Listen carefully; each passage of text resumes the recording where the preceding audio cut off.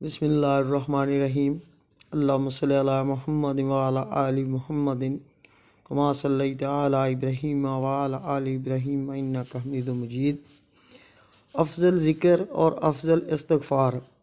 حضور اقدس صلی اللہ علیہ وسلم کا ارشاد ہے کہ تمام ذکر میں افضل لا الہ الا اللہ ہے اور تمام دعاؤں میں افضل استغفار ہے۔ اس فصل کی سب سے پہلی حدیث میں یہ مضمون گزر چکا ہے کہ لا الہ الا اللہ سب اذکار سے افضل ہے، جس کی وجہ صوفیاء نے یہ لکھی ہے کہ دل کے پاک ہونے میں اس ذکر کو خاص مناسبت ہے۔ اس کی برکت سے دل ساری ہی گناہوں سے پاک ہو جاتا ہے، اور جب اس کے ساتھ استغفار بھی شامل ہو جائے تو پھر کیا ہی کہنا۔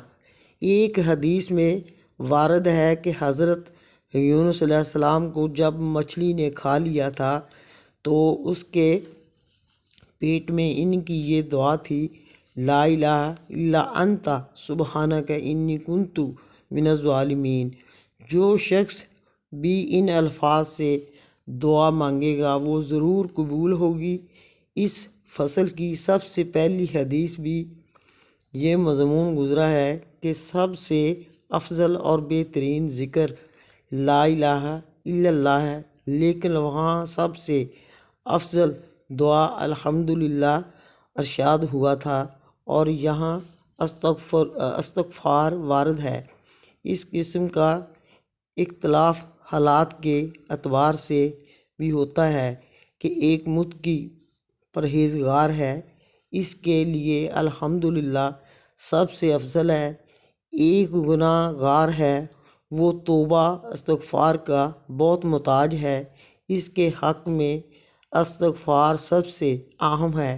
اس کے علاوہ فضیلت بھی مختلف وجوہ سے ہوتی ہے۔ منافع کے حاصل کرنے کے واسطے اللہ کی حمد و ثنا سب سے زیادہ نافع ہے، اور تنگیاں دور کرنے کے لیے استغفار سب سے زیادہ مفید ہے۔ سبحان اللہ۔